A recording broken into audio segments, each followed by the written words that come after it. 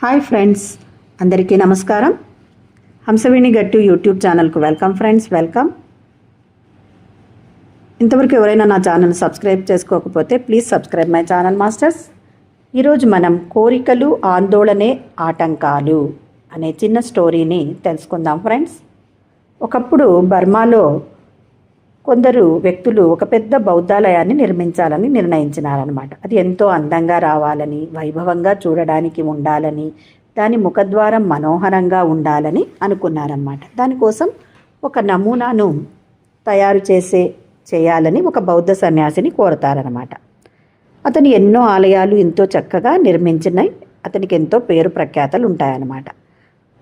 అంతేకాకుండా ఆ రంగంలో చాలా నైపుణ్యం ఉన్న శిష్యుడు కూడా అతనికి ఉంటాడనమాట. ఆ ఆలయం కోసం పని చేయడానికి ఆ సన్యాసి ఒప్పుకుంటాడు. గురు శిష్యుడు ఆ పనిలో నిమగ్నమయ్యారు. గురువు ఒక నమూనా గీసి శిష్యునికి చూపిస్తాడనమాట.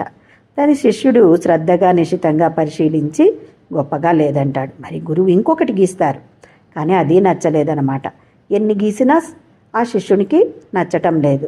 దాంతో పెనులో ఉన్న సిర అంటే ఇంక్ అయిపోతుందనమాట. నువ్వు బజారుకు వెళ్ళి సిరా తీసుకొని రాపో అని పంపిస్తాడనమాట.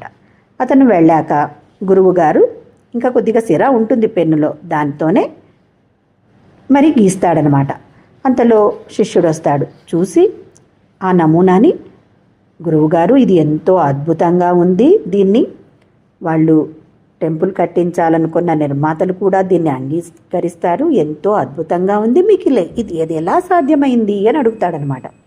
అప్పుడు గురువు ఏం చెప్తాడంటే, నువ్వు ఇక్కడే నా సమక్షంలో ఉన్నంతసేపు నీ ముందు నేను వేయగలనా, నువ్వు మెచ్చుకునే విధంగా నేను వేయగలనా అనే కోరిక ఉండేది. అదేవిధంగా అది జరుగుతుందో లేదో అనే ఆందోళన కూడా నా మనసులో ఉంది.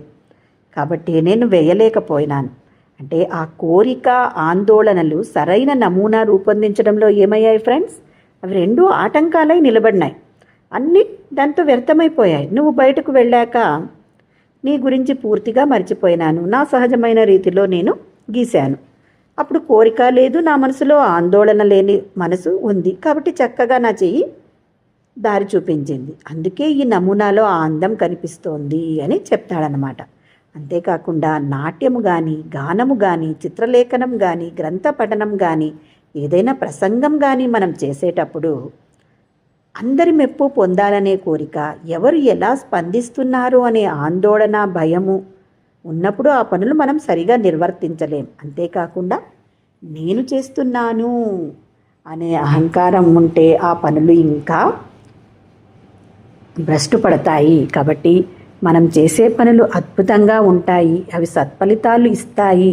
అంటే నేను అనే భావన మనలో లేనప్పుడు దైవం మనలో ప్రవేశించి మనల్ని నడిపిస్తాడనమాట అని స్వామి వివేకానంద చెప్పారనమాట.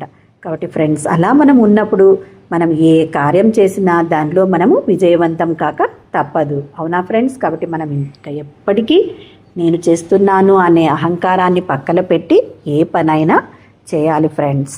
మరి ఇంతవరకు ఎవరైనా నా ఛానల్ని సబ్స్క్రైబ్ చేసుకోకపోతే చక్కగా లైక్ చేయండి, షేర్ చేయండి, సబ్స్క్రైబ్ చేసుకోండి. అలాగే ఫ్రెండ్స్, మరి ధ్యానం ఎలా చేయాలి? చక్కగా సుఖాసనంలో కూర్చొని కళ్ళు రెండు మూసుకొని, మరి చేతులు రెండు కట్టేసుకొని మన సహజమైన శ్వాసను గమనించడమే ధ్యానం అంటే ఫ్రెండ్స్. ధ్యానం చేయండి, ఆరోగ్యంగా ఆనందంగా జీవించండి.